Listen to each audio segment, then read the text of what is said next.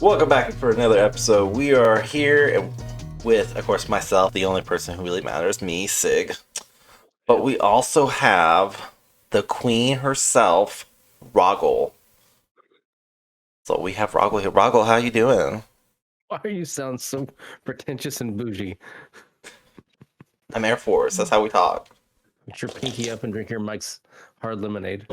Not a hard, it's a freeze. Different. Whatever. You and your bullshit.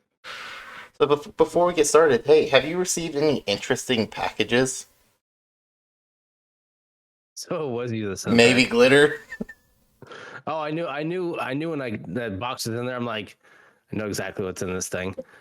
So I slowly opened it over the trash can and cut a corner off of it. Yeah, there's a gigantic thing of glitter. Yeah. Non-discreet, very descriptive package. Yeah. It's funny because I saw that thing on TikTok too. Like a week before. As soon as I saw it, I'm like, somebody thinks they're funny. I thought it was hilarious. I was like, I'm waiting to be called out, and you haven't called me out in like 2 weeks. So I was like, I wonder if he thinks it's someone else. I wonder if somebody else is more diabolical than me. Interesting. No, like I don't get the mail, so she brought it in. She's like, "Oh, this is for you." I'm like, "Oh, all right." I looked at it like, "Oh, somebody thinks they're funny." For those of you who are not aware, before we get to the main topic, there is a company who will send out prank packages. Mostly it's glitter or like just a vanilla envelope that's customized, say like men's thong or something, used toys, I think was one of them. There's a bunch of them out there, and you can make a glitter package where it's a box. And some of them you can send gifts with them, like a quote used man's thong. You can send a tiny little mushroom stamp looking dude. There's a bunch of items you can do, and it starts out pretty cheap, and they're pretty fun to do. I've gotten 5 people because I went a little too crazy with it. Yeah, the little glitter box, and it's if you rip it open, it's definitely gonna explode. It's not like it's very fine glitter. Also, like you just touch it and your whole finger is covered. No. And I can't. I hate glitter. I know, that's why I paid for the glitter. I cannot stand glitter.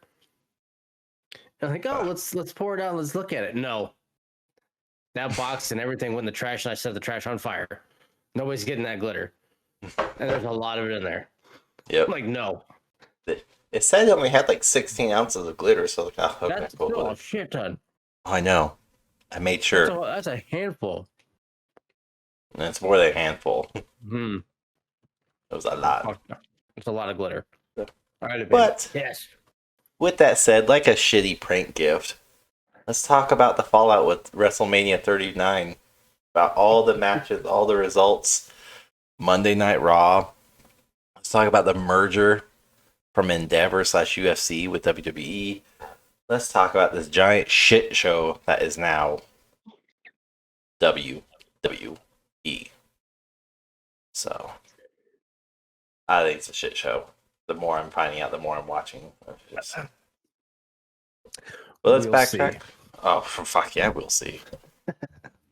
So let's back up. Let's go to WrestleMania, which just took place on April 1st and April 2nd of this year. And they had a ton of matches.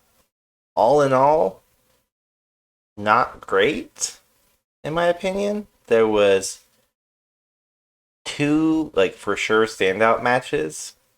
And I think we each agree on one of them. I don't know about the second one.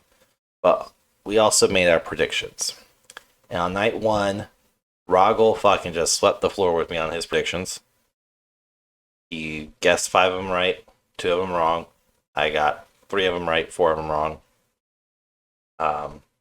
Yeah.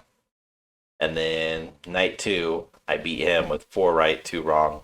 Him, Roggle, 3 right, 3 wrong. But overall, I think night 1 was significantly better than night 2. All of it. I would agree, minus the injury stuff that happened. But I think we got robbed after one of the injury matches that, but like the other one, Yeah, I mean, not so much. we're not going to cover all of them because, again, there's like so freaking many of them. We're going to kind of cover what's made an impact for us or what we like, basically. But yeah, first off, I don't know if Raga was drinking or if he was having a seizure. But if you ever get told or asked, is Town Coke Corms coming out? That is code for Stone Cold Steve Austin. Like, I fucking don't know, but like, it was a tough night Sunday. Was it Sunday? That was Sunday. Okay. I don't know why, but when I watch wrestling, when I'm watching anything and I'm trying to text, I'm watching and texting at the same time, and I'm trying to get it out quick so I can like keep watching. But then, yeah, all of a sudden my autocorrect becomes something of a different beast, and it makes all kinds of weird shit. Yeah, I was misspelling and misquoting. You were bad that night too. Making all kinds of weird shit. Yeah, it was not my finest hours. No. Yeah, not the best. It was slightly better and more amusing than what happened to, unfortunately, Shane McMahon. Not even a minute into it, where he comes out to challenge The Miz and fucking, he has torn his quad. Mm-hmm. Is what the medical report or whatever stated. So that's great. He came back and he was supposed to apparently have a micro run for a retirement session, and that all's just out the window now because he tore his quad trying to do a frog jump over The Miz. So that was a nasty landing too. You could see it. I don't know. It just it was weird. And then the referee telling Snoop exactly what to do. Yeah. Like, people's elbow. Okay, cool. I will say, the McIntyre, Sheamus, and Gunther match, the Intercontinental title. For me, that was better than what I thought what would be. But again, you had Drew and Sheamus just carrying the ever-loving shit out of that match, and I watched it back twice, and Gunther did not participate too much. If you look, it's mostly between Sheamus and McIntyre, not Gunther. Yeah, and I really thought it was going to come out one of those two. I really thought Drew was going to get it, and we both did. We both had Drew and Sheamus. And then Sheamus was going to, challenge him and then eventually get the title after that. But because those two can do a hell of a rival, and also obviously put on a hell of a match with Gunther in the corner watching it happen. So, I mean, it was a great match, even its lack of performance from Gunther a little bit. I mean, he did a few things, but it was whatever. He did his chop, his power bomb, and a couple moves. Yeah. He's starting to act like a big dude, like Omos, where he's just, here's my 5-6 moves. This is all he can do. Yeah. And now it doesn't look good. It doesn't come across like a serious superstar, especially with his whole gimmick being, we are professionals. We take this sport very serious. No, you don't. Yeah, so I don't know. I don't Siri know what the hell. I don't know what to expect of him. I don't know what they see in him. What I don't know. I really think they should have changed hands, but we'll see what happens. They're building him up for a top card. So he's being slotted for. I don't see it. That's the least of WWE's concern as of right now, too. But yeah, the biggest injury that we saw was Edge versus Finn Balor in a Hell in a Cell match. And that was supposed to go on another like 10 to 15 minutes and got cut short because Edge threw a freaking ladder at Finn and busted his head, the top of his head wide open. It's like a 6-inch gash they put on top of his head. And the fact that Medic came in and actively put staples in his head in the middle of the match. So that was insane. Props to Edge for keeping in character and trying to move on with and get things pretty much set up or pull attention on him. Props to Finn. So, that dude still that like too. Fucking got back up. He's like, "Let's go. I can still do this." Like, you do know you're like bleeding, right? It was like pretty substantial. Now looking at the true results of it, I was like, "Oh, yeah, damn." Yeah, my ass would be like, "No, just get me out." It was a big ass gash, and still left us wanting a lot of questions. Was Gangrel there? Was Christian there? Was Priest going to come out? Because what's the name? Dominic and Rhea were up top and watching. They weren't even down behind anywhere. But who knows if Damien was supposed to come out, if Gangrel or Christian were ever going to show up, but who knows? Yeah. There was injuries happen. It sucks. I think that match could have been a lot better than it was. It wasn't a bad match, but there's definitely, you're left wanting more. But props to Finn Balor for what he did with that gigantic gash in his head. And yeah, hopefully it's over with. The whole rivalry. I'm just done with Judgment Day, even though we know they're going to go on to face LWO and be on that fucking feud for, well, I guess until Vince decides to scrap that mid-storyline.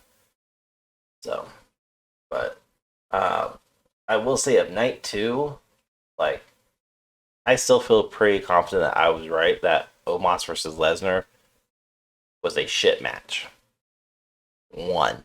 I stand by my rating. 1. No, it was a garbage match. Yeah. It was a garbage match. I mean, the fact that Omos was tossing him around, and then Lesnar comes in, does a couple things, does his suplexes, hits the F5, it's over with. And you just kind of like, you didn't legitimize Omos at all. He could have put him over somewhat. You know what? And if they want to twist it now to where he just goes on an absolute tear and starts destroying people, because of how he lost, and they want to make him a legitimate giant that is just on a mission to just destroy people now, they can start it. They kind of did it on Raw a little bit, but we'll see what they do. Well, that wasn't on Hulu, so. Oh, he had a match against Elias, and he dominated him pretty much. Threw him around. He didn't really do too much. No, I mean, he doesn't have a lot of moves anyways, but he doesn't just stick with his match and try to be the dominant force that he can be. He tries to stand and pose and be all that type stuff. Like, I think he needs to scrap that and just be a dominant force, just like wrecking people, 30-second matches almost. I think that's more the influence of like not PvP, MVP having a huge say in probably this entire story arc for him. And MVP is very flashy. And I get it. But you're talking about the 7-foot fucking behemoth of a man. And you're going to treat him like just another person, another one of your cronies that you've had with like Cedric and Shelton Benjamin. Like, it doesn't work that way. If you need another beast, if you need another giant, let him loose. Let him act like that. Stop letting him go out there and be like, look at me pose. I'll give it to him, though. He doesn't move like Khali does. He's not stiff-legged, stiff as a board type movement. He is athletic moving, and he can do quite a bit. It's just depending on what he's willing to do. Yeah. Because my guess is that if he does land wrong, it's a gigantic ass body, he might fuck himself up pretty bad. So we'll see. Apparently you can just jump up in the air. Yeah, that's true. He does have some potential, I think, to be something, though. Yeah. Yeah, but so here's the thing though, is like with those giant, like those legitimate real life giant people like him and Kali and Big Show, they don't often get utilized in the proper manner. They get like a short little stint. Granted, this was all in a McMahon, but they get a short little stint, and then they go back to being either a joke or a jobber or something non-serious. They're never the dominant role 100% of the time because WWE, be it Vince or whoever is in charge at the time, typically holds like three people in that position, and if you're not one of those three, don't worry about it. You're not going to be taken serious. But speaking of one of those three, I don't think this next match was the match of the night from night two. I was very surprised by it. Again, personal belief, but the Roman Reigns versus Cody Rhodes for the undisputed match championship. Sorry, I don't feel like that was match of the night. Unfortunately, just with the lack of what did we call it on Sunday? It felt weird. It looked weird. Their movements and their timing just all felt a little uncoordinated, Yeah, I mean, it did take a little bit to unrehearsed for lack. to really Yeah. take off. But I mean, there were a few matches that started that way, but they did put on a hell of a show, and I don't think, I mean, out of night two, it had to be I think it was the best match out of night two. I I think it thought was Bianca and than- Asuka was better than that. I It was didn't. I more didn't. fluid. There was more chemistry. There was more action inside of it. That was actually again, and like I told you on Sunday, I'm also sick of these interference shit. I get it. That's his whole gimmick. That's his whole shtick. That's how they're protecting Roman Reigns' opponents, where they can say, "You never truly beat me clean." I get it, but you're on WrestleMania, the grandest stage of them all. You've been bashing his family for weeks, and you're telling me you can't take one night out of the year and be like, "Yo, cuz, I don't need you out here. Go back." But instead, you come out with Solo, you come out with Paul Heyman, understandably, and then Solo's interfering so much. He hits him with the chair, he pulls him down, he hits him with the belt, he gets kicked out, he comes back, and he gets hit with the Samoan spike. Like, it's just, it's too much, and it's making everything way too predictable with Roman Reigns. And I get it's all fake anyways, but still, if you want me to buy into the story, you don't repeat chapters, you don't repeat the hook, you don't repeat the outcome. You have development, and he has none anymore. Reigns is stale to a degree. Yeah, I mean, you can definitely see that he's become stale or stagnant. His promos are becoming almost repetitive. I mean, even his catchphrase, the "acknowledge me," at this point is becoming irritating. Yep. So I think even he's getting tired of it. It just seems like he's not into it as much. I think he's getting to the point where he's ready to be done with it. I mean, it's been what, almost 3 years. Like, I mean, he's been 3 years with one of them. So he's 3 years with one of them because it's his third WrestleMania defending. That's true. So I don't know. It's annoying. It's cumbersome, I guess, would be the best word to use. And then the fact that now, I don't know if you've seen the TikToks or the videos that have came out where audience members have been uploading the finish segment of that match, and it's everybody booing, like hardcore booing, and then at the same time they're just leaving. Like, people are just, oh, match is over, booing, and they book it out of the arena. Oh, and I mean, it's bad because if you rewatch the match, there you don't hear booing. You hear a mixture of cheering and booing, and there's been a lot of people who went to WrestleMania on night two and basically like, oh, we didn't hear any of that cheer. It was all booing, so that's piped in. So now, yeah. A lot of people are like, oh, hold on. And John Cena kind of started that whole trend with Theory. And everyone's like, So how much of the audience is actually hyped in versus how much of it is real? I get it. Again, you're here for entertainment. You're here for story arc. Mhm. You have to get it, but you can get it naturally too. You can get it organically, and then if you can't, then maybe that's not the person you push. Maybe that's not the way you go. Yeah, they're so invested at this point. I mean, it's not just But with like a Theory, story anymore. It's chapters, as what they're yeah, saying now. And yeah, they I said get it. it's not the end.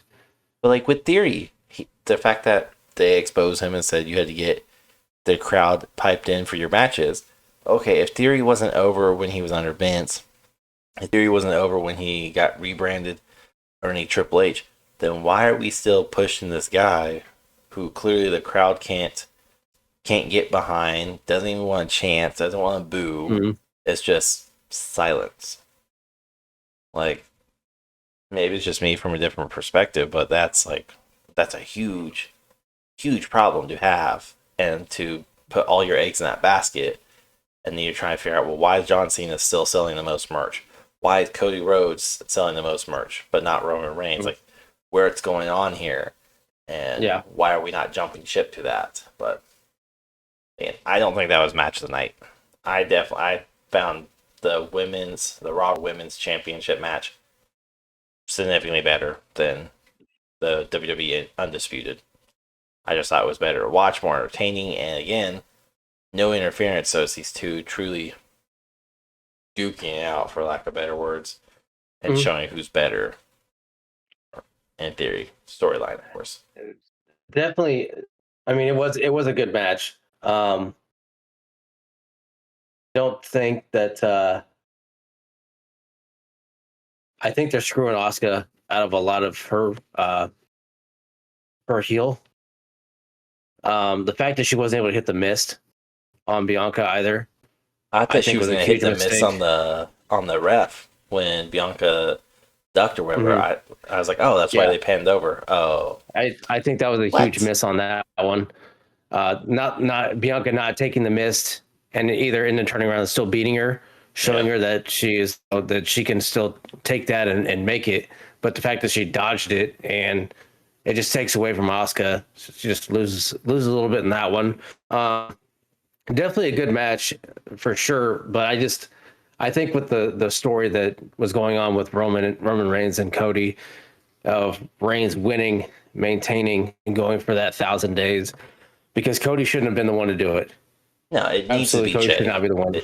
It needs to be Jay. I will agree on that all day, but the fact that how he goes about it, like if you want to prove you're the big dog, you're the tribal chief, my point still stands up, then prove it. Stop getting your family to help you out and stop acting like you're beating these people when you truly cannot. Again, story wise, the way it looks is you cannot beat anybody because the only And way you're that's winning is with Jay, with Jimmy, with yeah, Solo. And I get it's a whole like they're gonna build up to it. I'm sure it's gonna be the division. I'm sure because we saw tidbits of it on Monday Night Raw. I'm sure Jay and Jimmy are gonna mention that. Well, you wouldn't have even won if it wasn't for us getting involved, and we'll see the break. But at a caliber match like that, one interference, fine. But I think there was like 6 or 7. And it was just, it started to become too much. mhm. Where you're just like, oh, Yeah, that third yeah. It one, was he doesn't even stand a chance. I'm not invested in this story anymore. I'm done. For yeah. the match. I think with Cody Cody's storyline, it's definitely getting pushed in a direction that he's going to have something, and I don't think it'll be a the heavyweight title. I think he'll get it eventually, but it'll be a Eventually, bit. yes, I think but WrestleMania next year. he'll be there. He'll have a title here soon. I would think. Um, I think it's a step down if he feuds with Solo. I don't see any benefit in that other than for Solo. I don't see anything Well, beneficial for Cody other than he's putting over not gonna Solo. he's not gonna feud with Solo now. That's scrap. Yeah, He was supposed to start like continue his feud on Monday Night Raw with Solo, but again, if you read all the reports and everything, Vince McMahon had his finger on Monday Night Raw, where they were again back to his old ways of rewriting, and finally he rewrote the ending to the show. He scrapped like 3 matches and 2 or 3 promos So that was definitely a Vince Monday Night Raw, not a Triple H influence. Even with him coming out and be like, "Yeah, now we're made this super company, but don't worry, we're still WWE." He's the mouthpiece. He's the mouthpiece that's supposed to carry the torch and say, "Oh yes, follow me." He's the As scapegoat. as That's this what he's became. idiot with this painted on mustache now and jet black hair to where he looks like a complete pedophile. He does. And it just doesn't even like it's. I saw him in the interview and I'm like, oh my gosh, like what are you doing? You look like a douchebag billionaire now. Like that's what you look like. That took me like I had to do a double take because I was like, who the fuck is speaking for WWE? And I was like, oh my god, that's Vince. Mm-hmm. Oh my god, that was terrible. But we'll get back to that though. Let's if he's got he's gonna have his hand on it. He's already made it. The ending to Raw made absolutely no sense to me at all. I'm extremely confused. Here's the reason why. This is this is a rumor anyways, because of course we'll never know. But all the reports are pretty much saying the same thing. That now that UFC and WWE are one because of Endeavor, WWE wants another true beast, somebody who's a powerhouse and can represent WWE to the highest calibration possible.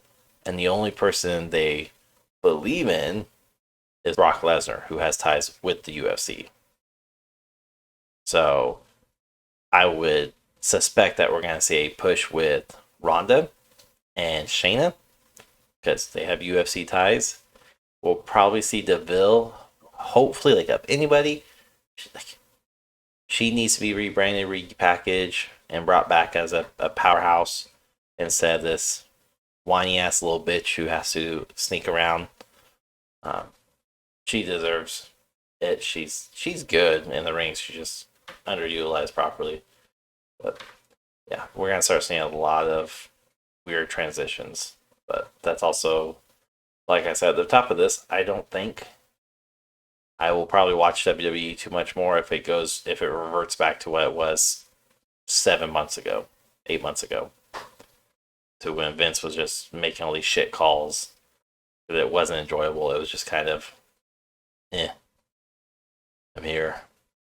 And I texted a buddy of mine on Monday and I said R.I.P. the WWE, and Yep. I don't see it happening. I know UFC has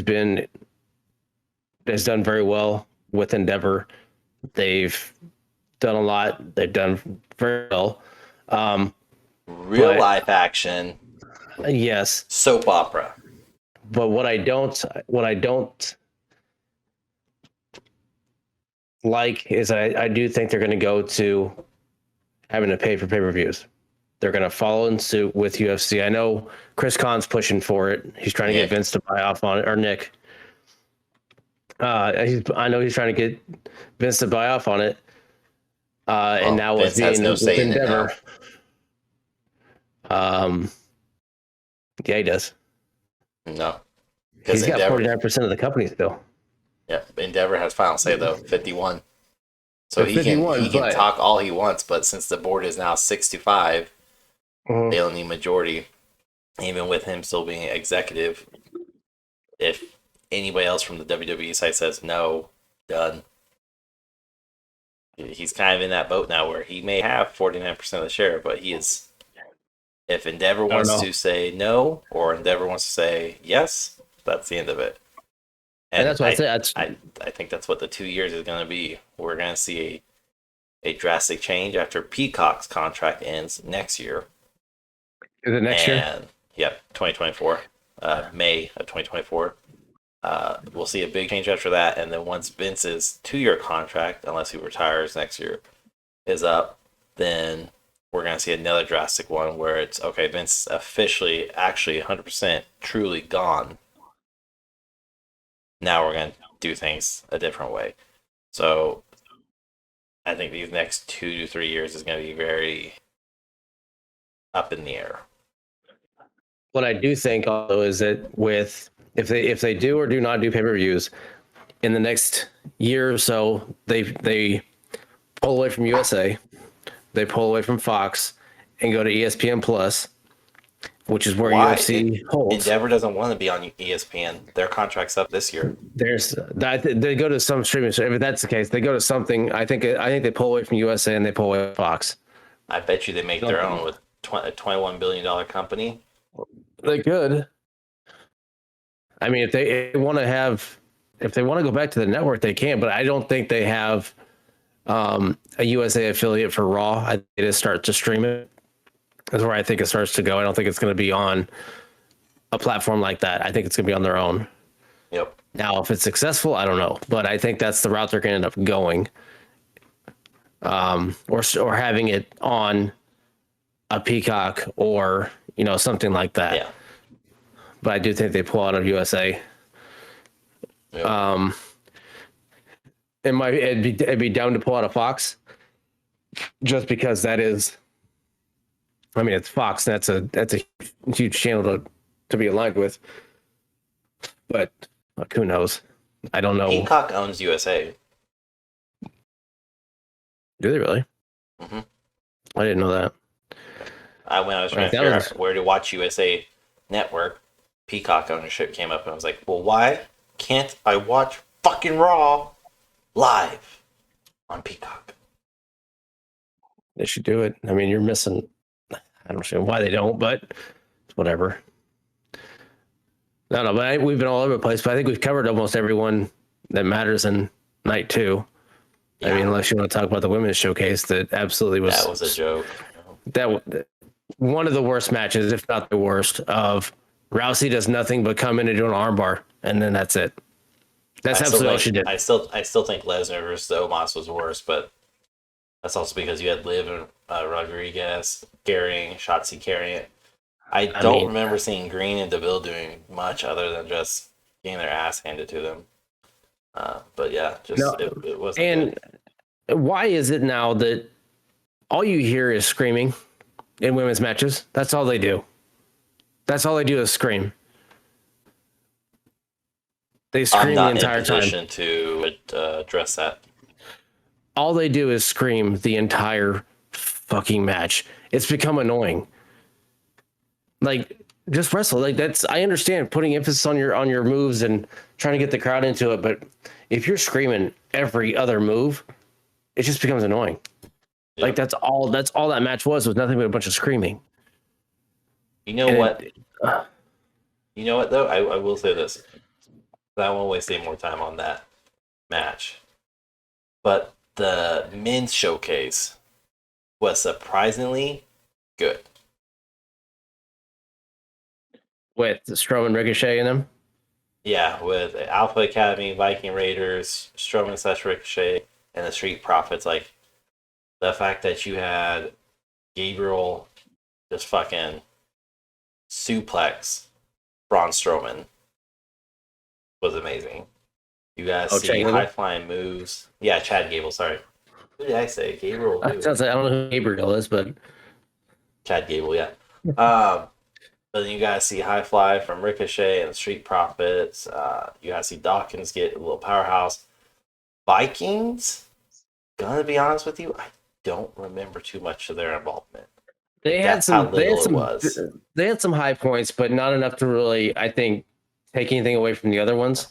You had Dawkins fucking shoulder tackle Strowman as he was doing the Strowman Express. He just fucking blindsided that dude.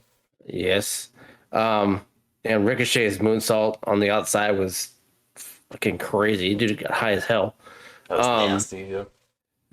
But like, I mean, there was definitely some high points. It was a good match, better than what was expected. So I mean, yeah, it was good. I don't remember who won. Was it Street Profits who won? Street Profits. Okay. So with that, and they were in sync and everything walked out together. Also noticed that Otis and Gable are on the same page, and on Raw they were seen together backstage. Gable was helping do Otis's hair and stuff as they walked by. So he's not fighting against the other clowns as of right now. It seems as if he's bought into it to try and keep Otis around, but I don't know. really what's going on with that. That whole storyline is weird. Chad needs a singles run. He does, but I think he'll get it now. Not I with think Vince back, nope. he'll be stuck with that's what I'd say. I think he'll be stuck in this tag team match, or he'll just kind of be pushed back down, and you're gonna lose whatever he was. So we'll see. Mean, Like I said, it was weird. There's already been an outcry or outpour of disgruntledness with superstars after Monday, with how involved Vince was and how many things got changed. Because apparently, Damage Control was supposed to be on Monday Night Raw. There was a few matches that got canceled, and people were just really upset and like, "Oh, look who's back!" Great. Rollins' promo got cut as he was in the ring. Yep, so I saw the TikTok for that, where they were getting ready to set it up, and then he's like, "Oh, guess I'm not doing this tonight. Sorry, guys," and just leaves. It's like he was I was watching it Monday night, and you see him come out. They cut the commercial, and then you come back, and he's just standing in the ring, and his music is going off, and he's just standing there. He's not moving, and it was very awkward. Like he was just in my head now that I've seen or know what was going on. I'm sure he was pissed and was just standing with his eyes closed, listening, and he just had his arms out. If I remember right, he just had his arms out, his eyes closed. Yeah, and then he just walks off. And I'm like, okay, like I thought I had another stroke. I'm like, okay, did I miss the whole promo? What happened? Did I black out? I'm like, I'm sitting there watching. I'm like, did I miss something? Like what did he say? And nothing. Like he just walked off. Didn't acknowledge it. Nothing. They said nothing about it. Just he was just gone. I'm like, what the fuck is going on? So yeah, they scrapped his promo and like as he was in the ring, which whatever, I guess. I don't know. They also scrapped whatever was supposed to happen with the USOs. That's why they got pushed or told by Paul Heyman to go on the plane. The USOs were originally supposed to come back later on and interfere with the KO match, or interfere with the KO and Sami Zayn match at the beginning, and they didn't. And then they just kind of like it's just a fucking hot mess. And because I mean, normally the Raw after Mania is pretty intense. Fucking impressive. I mean, there's a lot of stuff going on. Comebacks, new rivals start. I mean, highlights of it. A couple matches from the people that won titles, stuff like that. Returns like fucking Riddle came back last night. There was supposed to be a bunch of NXT guys that were supposed to show up too. Yep. They were supposed to show up. I think Breaker was supposed to have his debut. That didn't happen. Yep. There's a couple other NXTs that were supposed to show up as well. But I mean, it's weird that they're pushing it and scrapping it and changing everything last minute. But par for the course when you have him doing it. It's not when you're like, oh, this is why this is so shitty. And the fact that people are so fully aware of it, and they're trying to polish this shiny turd that is Vince McMahon and be like, hold on, we're going to get ahead of this. Triple H, go start the show. Yep.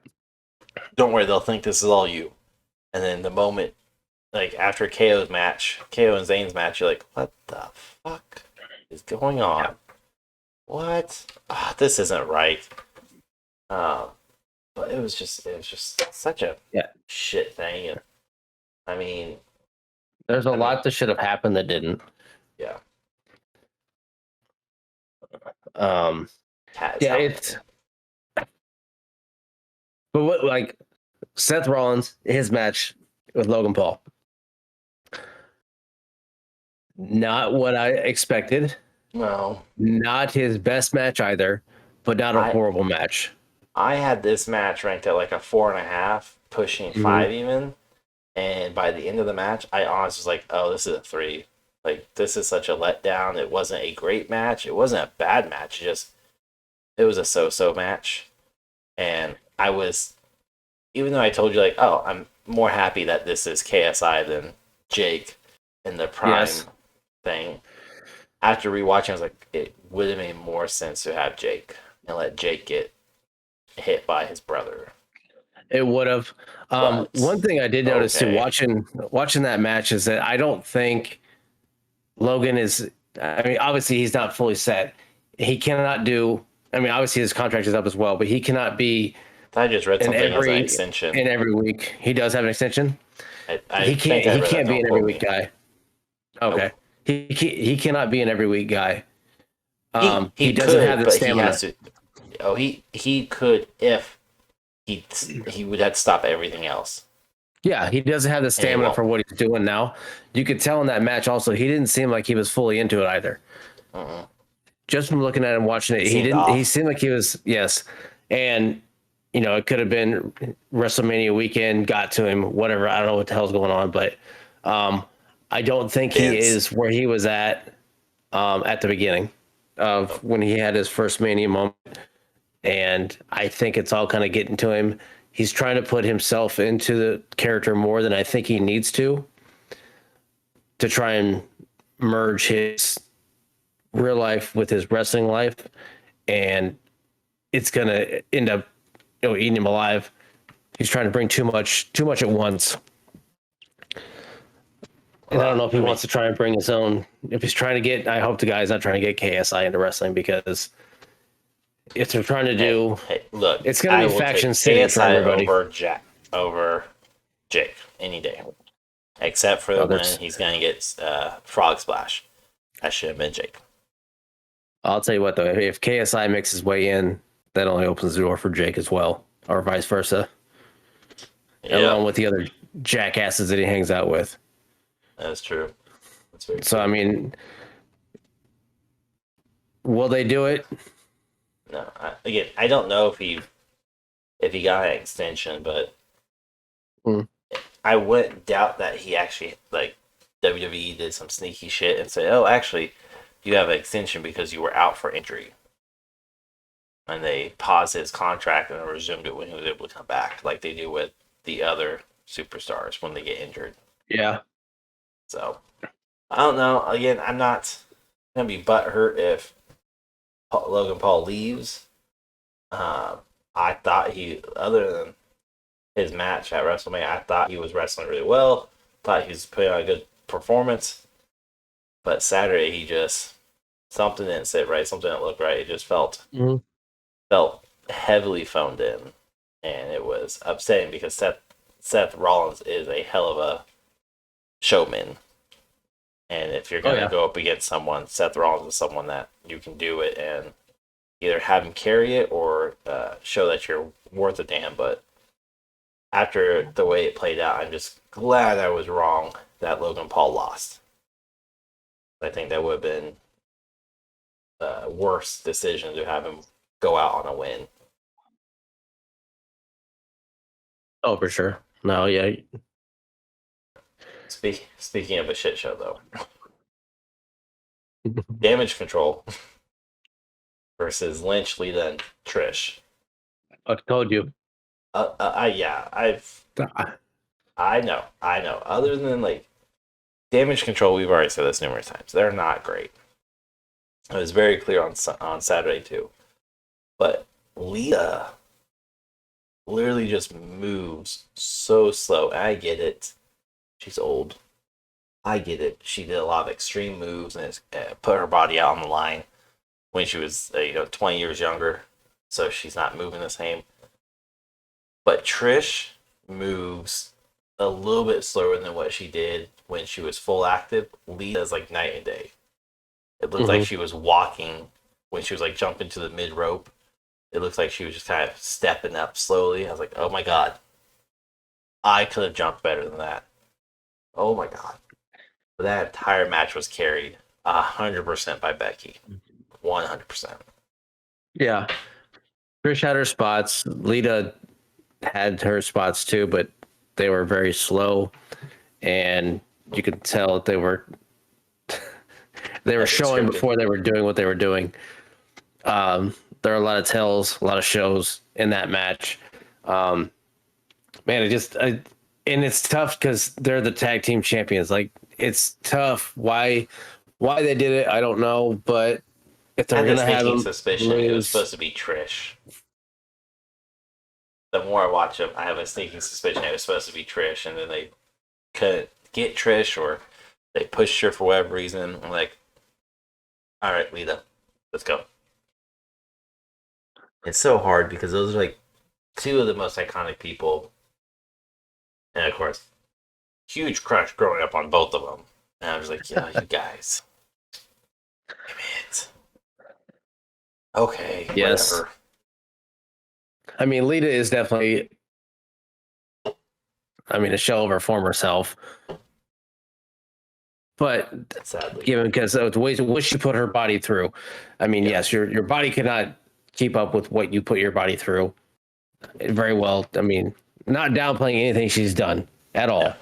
But yeah, no, time has caught up with her. It shows. It does suck that she's in that position and has to try and maintain a very high caliber wrestling career right now as a tag team champion. It's I don't think it's working. And again, not taking anything away from her at all, but I think it's just hurting the it's legacy. tough. Because the last thing we saw, like 20 years ago, last thing we saw was a well in shape, well performed Lita and Trish. Trish left first, and Lita. And when you come back for like a one off, okay, cool. 2-3 matches, okay, cool. But when you get the belt, you now have an expectation placed upon you, and I don't think you can be removed from the game that long, and then come back and perform at the caliber that you did. And that's what a lot of our age and older are like, ooh, not a good decision. I get it. No, and especially with the ones that they're going against in damage control. I mean, when you put two extremely small women that can do tiny. a lot of things as far as running on the ring, high flying, and everything else, which Lita towers over them. And Lita was still to some extent is still very, very athletic. Still doing. I mean, she's doing backflips and the lead assault and all that stuff. My ass can't do a I can't do backflip, that. so I can't do any of that. So, but the fact she's still doing it, I'm just hoping that the run that she has works and they can lose it elegantly instead of it looking like a complete shit show and they have to drop it sooner than they should. I'm just hoping it's mostly damage control to blame. Maybe. I know it's not, but I'm hoping. One can wish and hope. Well, I mean, who are they going to go against that's going to take the titles? Because you know exactly what it's going to be. Ronda. Exactly. Two other ones who are not very well rounded in wrestling. No, I mean Becky, they should have Liv and Raquel do it if they're gonna drop it to somebody. But even if they wanted to drop it to them, that would be perfect. the best But case scenario. you have two baby faces at that point going against each other to try and lose it. Now, unless it's a triple threat, and then No, because there's no way include Ronda, they're gonna win. which is fine at that point, because you can't put Liv and Raquel against Lita and Becky. Sure, you can. It wouldn't work. Asuka and Bianca. Asuka's got the heel feel to her, though. She has more of the heel than not fully. She is like dipping her toes in the pool that is a heel. She is still building that character up. And the fact that she didn't attack Bianca after the match to solidify her heel, lost opportunity. Yeah, like we said earlier, there was some missed opportunities that entire match. The miss was a big one. But no, I mean, other than that, really the like Rhea Ripley versus Charlotte Flair, not a fantastic match, and that is, I've heard a lot of talk about that being the match of the night or the match of the weekend. I'm like, y'all smoking some hardcore shitty crack if that's what you think. And trying to find. I mean, the matches from night one. I mean, from night one, there was not a standout match other than the tag team match. That's the Okay. only I was like- match. I was like, That's the hold only on match a that's stand second. out. Hold on a second. The one that very rightfully should have been, and it was the main Yeah. event. But Flair and Rhea wasn't a bad match. It definitely had its high points and more low points, I think, than anything. It started off very slow, but they were supposed to be the main event, so they had their time to do what they wanted. And I'm assuming they had trained and worked for being the main event, so they wanted to start it off slow. They've started off extremely slow. I mean, they had the length of a main event in it. It was just, I have nothing nice to say about it. I don't, other than the fact that they finally took the belt off of Flair, even though Flair will probably get the belt back in 6 months. Like it's whatever, but like I had nothing nice to say. I had nothing redeeming to say about it. I did not like the match, and it was definitely one of the it was the second match of the night that literally made me go, all right, I'm gonna go get something to eat. They're gonna set up Rhea and Bianca. I mean, she's already came Down the out. road, They just came out. She talked to her on Raw. I mean, I'm pretty sure that again is Vince of like these two should have been, and I do think Rhea and Bianca should have had a match instead of Rhea and Flair. I think it would have been a lot better to see Rhea and Bianca because that's two. Yeah, but you know I what do they're know the getting history ready of to do. Flair. You do know what they're getting ready to do. Come on. Of what? They're going to unify it. One of these two is going to be built up as the female version of Reigns. And they're going, oh, this is very successful with Roman Reigns. Who can we do this now? We need a female version of it because we need to sell it. We need to market it. It's going to be good. And if Triple H does it, I'm sure Rhea Ripley could be the female version of Reigns. She has her faction and everything. Granted, it's all men, so it doesn't work the same, but still. But didn't Bianca just hit her 1 year? I'm pretty sure. I think she just hit her 1 year. I think she hit her 1 year yesterday. Let me see. Because that was her third. She's had. I think it's like 380. Because I had to correct you. Because she has a longer title reign than John Cena. And John Cena was at 372. Oh, okay. Maybe. I'm going to find this. That's really far back. Because I shit-talked a lot for the Stone Cold comment. What the? Shut up. Dude, there's so much shit talking about it. Yeah. Between Bianca and Rhea, I think if you're gonna go and build somebody, it's gonna have to be Bianca. If you're gonna have somebody to unify it and run with it and carry 390 it, some. 90 some, okay. I think Bianca would be the one to do it. I don't think Rhea would be the one to do it with. Because Rhea is the female John Cena at this point. Rhea? Oh, I'm sorry, Bianca. I was like, hold on. That doesn't sound right. The emo John Cena, you didn't know that? I mean, that's but she's in her ruthless aggression stage. So, and you know, the way that they build Bianca is working for her is just she's gonna have to take a break at some point. She's gonna have to step away because I don't think she is built for the long haul. Like, and I'm not saying that Reigns is any better in doing it, but I don't think she can do it in the fact of going more than a year. So in order for her to do it, she would almost have to flip and go from babyface to heel and start becoming very aggressive about, I have literally cleared out the entire locker room. There's no one else for me to beat, and go to Adam Pearce or whoever's in charge at the time and be like, until you find somebody, I'm gone. I'll be back. Find me somebody. And then that's a way to write her off TV for a month or two until the next big pay-per-view, and then you slowly build up to a big feud where she can come back and be like, all right, I heard somebody was talking some shit. Let's clear this up.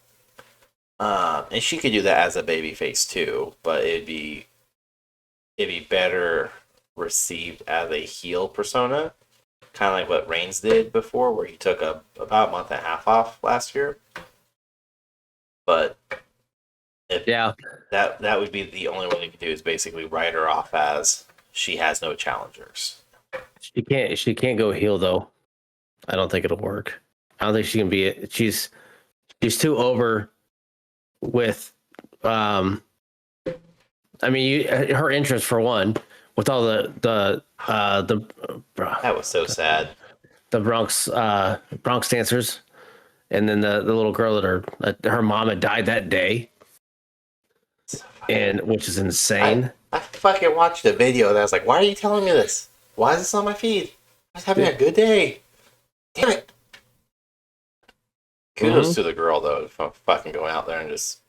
She crushed it. I mean, it was... And I watched it with my daughter, and she's like, oh, they're dancing. I'm like, yeah. And I obviously didn't know at this point. Yeah. But, like, she loved it. She was dancing with it and everything. She loved it. And, man, yeah, 9 years old, you lose your mom that day. It's like, wow.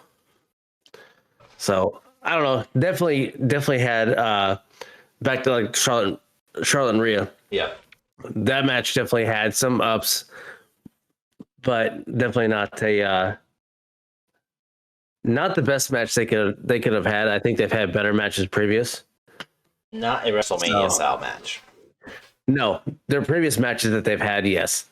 Obviously they have chemistry, and Flair broke character after she lost it too. So, which shit happens. What I get it. It just. I'm okay with the character break. Like, I just wish that the damn cameraman they wouldn't cut to it as much because they kept cutting to her. Like, okay, you saw the one time. Oh, she's supposed to be cry. She's supposed to be upset. Pan over. Oh shit, she's still happy. Go away. Mm-hmm. It's like, you're telling me you can't take a split second and be like, nope, she's smiling, not recording it. Yeah, I don't know. It is what it was. But I think there are a couple other matches that we haven't even talked about, like the Dom and Ray, Austin and Cena, and then obviously the Usos, Zayne and Kevin Owens. Austin and Cena, like, it was good. I give you your 3. I think that's where it was, middle of the road. But I kind of liked all the rumors and speculations of Cena winning and then coming out and doing a open challenge, and like Braun Breaker coming out and capturing the U.S. title, and that's how he makes his debut, or somebody else just coming out, that's their debut. But it's still a good match. Just wasn't amazing. It was a basic Cena match, theory match. I mean, it is what it had to be to get Austin over. Well, I don't know if he really got over or not, but I do think that there's more left in him, so we'll see what happens. Dominic and Ray. I mean, I thought it was better than what I originally rated it. I thought it was going to be like a 2. I was like, oh, middle of the road. I'm glad that Ray took his belt off and whooped him with it. I thought that was hilarious. They definitely did very well in it. The storytelling in it was pretty good. His mask made him look like he was fucking 30 years older than he actually is. I looked at what the fuck? But I was like, is he wearing a helmet? His laugh lines were just so bad. Oh, I know. I thought it was like, oh, he's gonna take it off and give it to a kid. But like, no, he kept it on, and I was waiting for him to get a shot out of a fucking cannon somewhere. But I don't know. It was, an homage to Muda and everything like that he had. Yeah, I mean, his whole thing with Eddie. I mean, his interest was which the best of the weekend.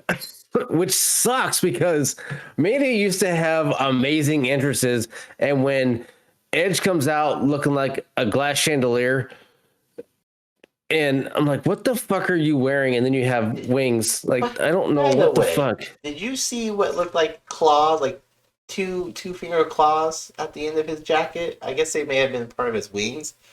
But when he first like the camera zooms up and everything, you don't see his hands. You just see these little like fucking reach for my good hand type thing. It's like what the fuck is he wearing gloves? Like, And there's then he showed his nothing hands like anymore. what? Yeah, No, there's nothing anymore. gone are the days of Triple H coming out on a throne or biking or Taker coming out. Like I get it, but There's nothing anymore. Like, there's no big theatric type. Why did fucking Roman Reigns have pianists? I don't know. Like, That's not Polynesian. No, and that's like head of the table style. I get, like, I don't know if they're trying to go like the full mafia to go like with the commercial he had. He's a tribal chief. He's head of the table. I know. He's a tribal chief. What in the figgity fuck makes you go pianos? I don't know if they could have had a haka before, and it would have been way better than fucking pianos. I mean, Seth Rollins is, I don't know what fucking jumping jamboree shit he was wearing when he came out, and then the pink ensemble. But like I think I told you, or we talked about it, like that whole match was just like Shawn Michaels' entrances of like Logan Paul coming down, and then whatever the hell Roman Reigns is wearing, but in pink. It just Rollins, that's what the shit looked like. But like, yeah, Ray coming out with Snoop and in the lowrider. I was mad at it, Bob. Because that's what Eddie's did. Eddie's lowrider would come out and it would jack up, and then the back would jack. Like that was iconic for his lowrider. Hearing the Viva La Raza and all that stuff is like, oh yes. Perfect. And it was doing it, and he paid homage to him. He did his moves. He hit everything he could in it. A decent match. Amigos. True, but still a hell of a match between those two. Yeah. They did very well. I don't think Ray carried Dom as much as I thought he was going to. Dom, I told you that. Did okay. He wasn't amazing. Like, no, don't get me wrong. He wasn't amazing, but he wasn't trash either. Like he has been in the past, where he's heavily carried by his opponents or by Priest or Finn. Like he actually stood on his own for once. Priest got involved a little bit with Bad Bunny, or not Bad Bunny. That was Monday Night Raw. He got involved with Ray a bit. Like I get it, cool. LWO came out, and that's fine. But Dominic's he actually looked like an entry-level superstar finally. Oh, Bad Bunny did get involved. I know, but the chain out of Dom's hand. From Dom, not Priest. Priest punched him or not punched him, but threw him through a table on Monday night. That's what I was thinking of. So yeah, they both jumped him on Monday night. Yeah. Dom went to hit him, and then Bad Bunny punched him and whatnot. So if they set up something that way, and like I said, I think Bad Bunny and Dom could be a decent match. Will it be a one-on-one? Probably not. They'll probably do some type of. Bad Bunny's not fully ready for a one-on-one. So will he be now? If he gets inducted to the LWO and becomes the Dennis Rodman style, like the Worm was in the NWO. Okay, cool. I mean, but I don't know. I totally forgot that Dennis Rodman was the Worm, man. In the NWO. But I hear the Worm. I think of Scotty Too Hottie. Oh, okay. But if one thing too is that Ray is not wearing it. He didn't come out wearing LWO on Monday. Nope. So I don't know how fully engulfed they're going to do the LWO. Ray did not want to be a part of the LWO when it was first around. He was heavily against it. He sabotaged several matches while he was part of the LWO because he was forced to be a part of it.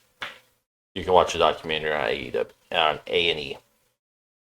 Eddie Guerrero made the LWO to help represent the Latino wrestlers and superstars and make sure they got taken care of. And Ray didn't want to be a part of it. So So I wouldn't doubt if he has some hesitations, or they make it seem like he has some hesitations. But I mean, whatever. If they want to do it, cool. If not, it's been introduced. They can have it there if they want. It's kind of in the back of the mind right now. If they want to throw it out there, which I think would be cool to have it. Who knows? But like with Ray, his Hall of Fame induction, Conan. I know it's before Mania, but his introduction speech, Conan is one of my favorite all-time wrestlers, and the dude crushed it. His introduction for Ray, his speech, everything about it. I have not heard one bad thing or read one bad comment about Conan's speech. And everybody's like, oh, he needs to come back and be a mouthpiece and blah, blah, blah. I'm like, no. Conan, he's not. He does, but he won't. He wants nothing to do with WWE. Yeah. He has way too much going on, and his health won't let him do it either. He can't do a 24/7 run like that and be successful or healthy. True. So anyway, we got 2 more matches. The unexpected, unlisted Pat McAfee versus The Miz. Like, I had a sneaking suspicion Pat McAfee would come. I meant to mention on the last episode, or the prediction one, but I was like, I haven't even heard any rumors of Pat. So, maybe something came up. Maybe he's busy with his podcast or his lawsuit that he's part of now. So I was like, maybe. And his music hit. I was like, yes. Thank you. This is going to be fun. McAfee is enjoyable. I mean, the guy is a fucking clown, but an athlete at the same time. I mean, his matches that he's had are not like star-studded amazing, but they're not bad. No. He can hold his own in a match with the right people. Now, I'm not saying he's a main eventer by any means. He's obviously a ex-football player, sports show podcaster that is an announcer by heart in the way that he does everything. I mean, the guy is a hell of a performer with his mouth, and the fact that he can hold his own in a match, that may have sounded wrong, but well, there goes our chance of ever getting Pat McAfee on here. Way to go. He said way worse shit. He'd be perfectly fine. You called him an amazing performer with his mouth. Hey, well, if you come out wearing a Richard Simmons style tank top, you can't tell me you don't have one. Not that I wear in public. It's what I work out in my home gym. The home gym you haven't touched? Yeah, it's the one that has all the clothes and everything also over it. Like everybody else's home gym. Yeah. But still, a good match. Seeing George Kittle get involved was kind of funny. Just like Gronkowski getting involved when he did. Hopefully Pat comes back at some point because I love him as a commentator. I think he's supposed to be back in May or end of May. Which would be great. All the college stuff is over by then. And that's the only reason why he's out, other than his podcast. It'd be good. So we'll see. But I think, are we done the last match? Yeah. Right? Yeah. Yeah. We don't want to talk about Lashley and his WrestleMania moment.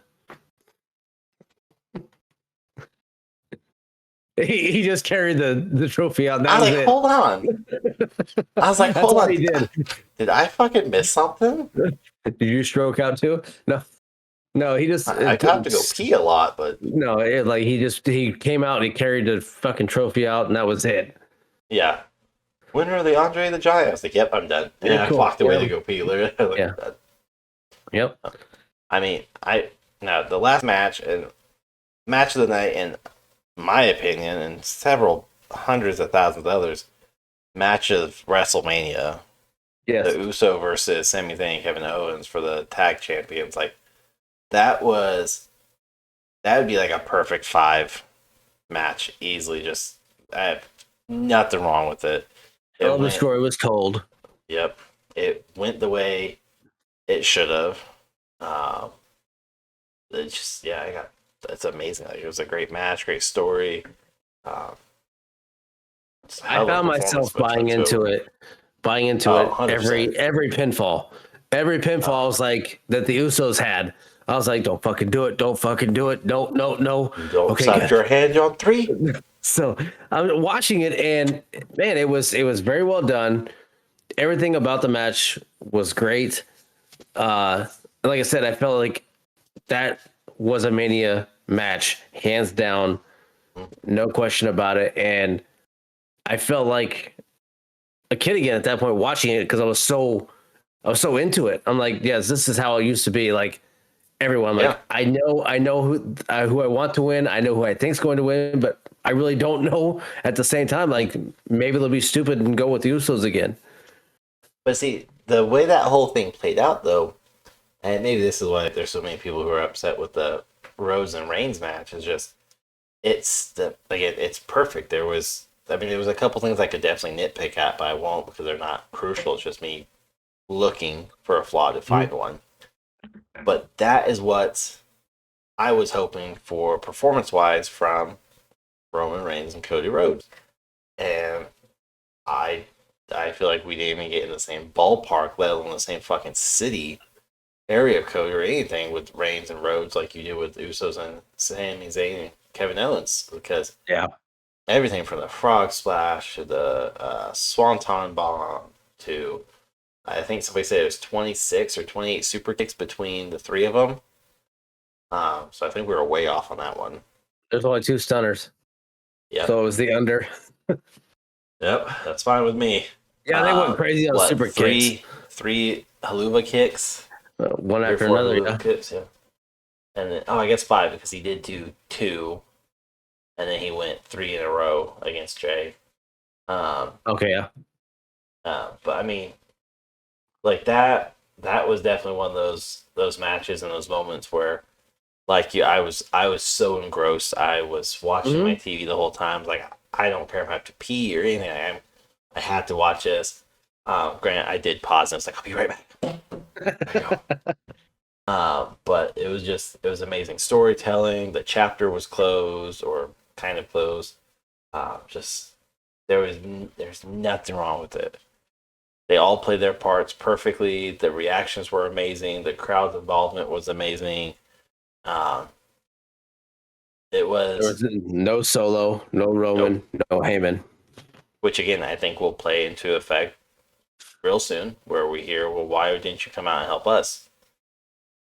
Why is it all about you? So I think we'll, like I said before, we'll see that division start. But um, yeah, and all the more reason though to just prove that Jay is the one that should and absolutely deserves to dethrone Roman Reigns. I hope they do it in the fashion of like either King of the Ring or Money in the Bank.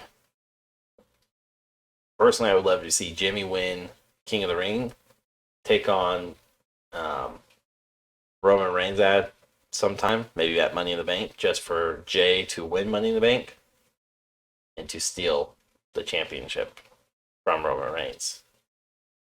It Will it could work happen? that way. Absolutely no. It will never happen that way. That's too soon.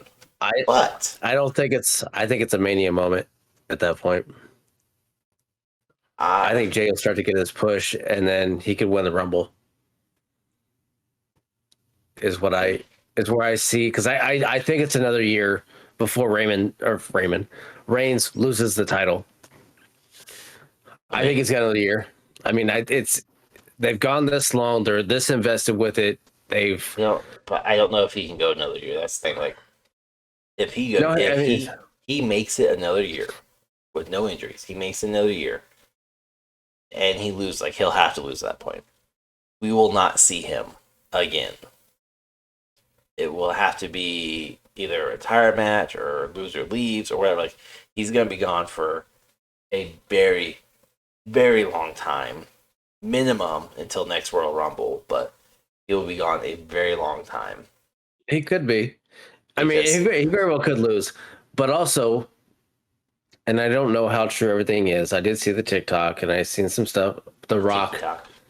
saying that he's going to eventually show up. Sure. Maybe. He's just being Is what he sued by said. Disney and blacklisted by Discovery So Warner, but whatever. we'll see, because I think it'll happen. I think it's going to happen. If And he I think comes back, he'll be more of like a mouthpiece slash egging Jay on to, hey, that could be you. That could be you. Because The Rock doesn't need it. The Rock doesn't deserve it. The Rock doesn't need to be the fucking spotlight. And he doesn't need to be involved in this bloodline outside of egging Jay on or destroying Roman verbally. But no. If they have a match, The Rock needs to be completely destroyed by Roman Reigns. So bad to kind of put him in his place, so to speak.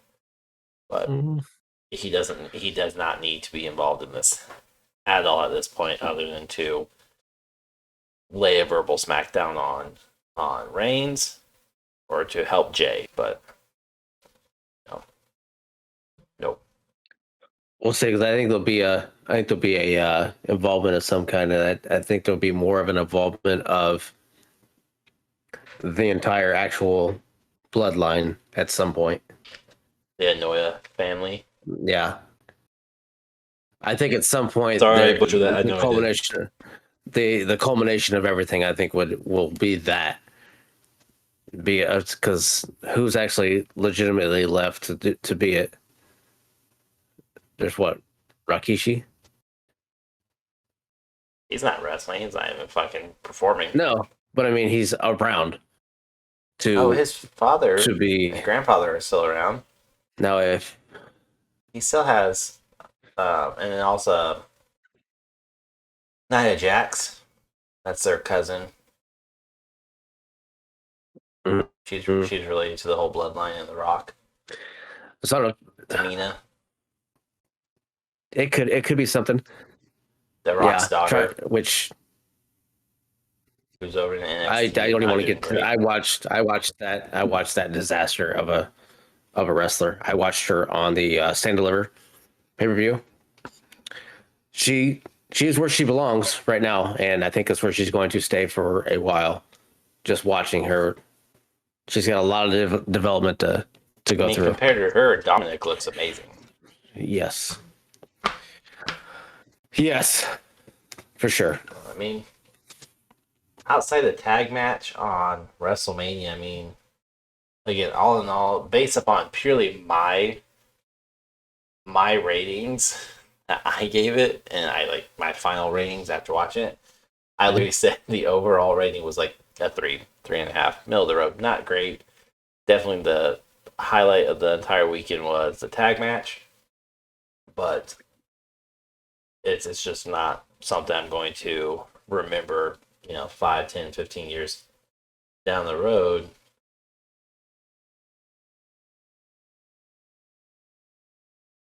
What?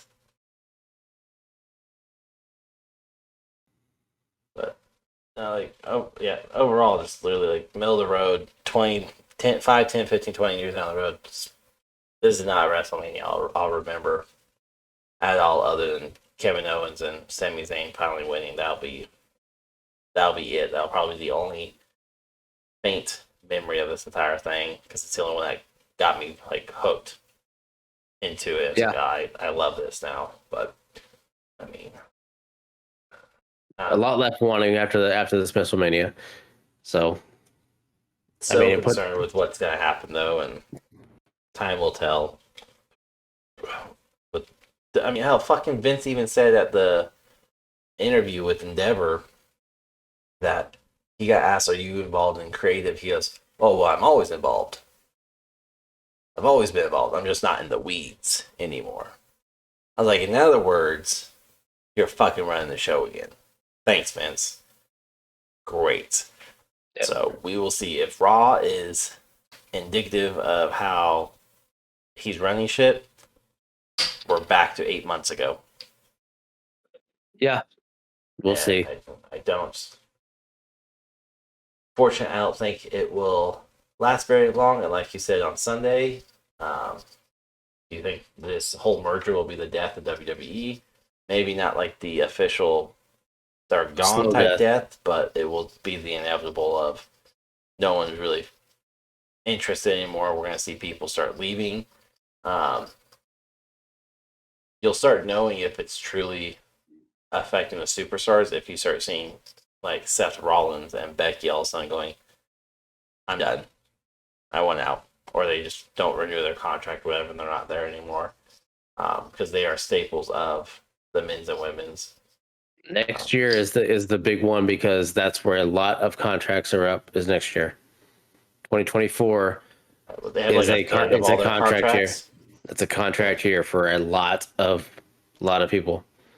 Yeah, and they're already expecting to lay off a bunch of superstars and UFC fighters within the next year. Yep. So you'll see a lot of things change in the next year, and the next year is when you'll see a lot of things change, and you may see a big rise in AEW. Yeah, I think these next 3 years, 2023, 24, and 25, it's going to be rough. It's going to be something. Hopefully we're wrong. Hopefully we have to look back and be like, how dare we predict negative? Like, I hope we are. Also, are they changing the name? Because that's what they were talking about in the interview. No, it's still going to be WWE and still be UFC, but the stock market will go by TKO. They were thinking about another name though as well. Did you catch that? Not in that the interview, they're talking about another name. I didn't catch the rubber chicken being thrown in the ring either. But the fuck that came from, but yeah, I don't know what they're doing, but I don't know if maybe it's stock related. I think it's all stock.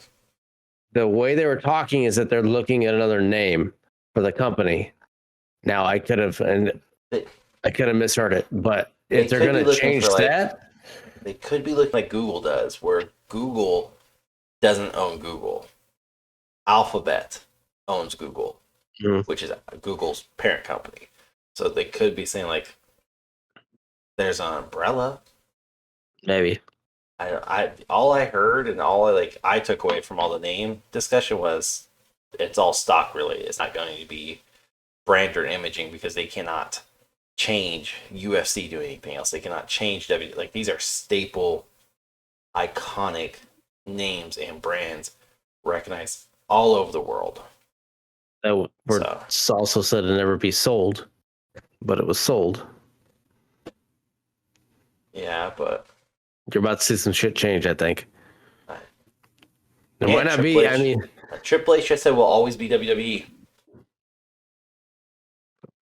Yeah, Vince said he'd never sell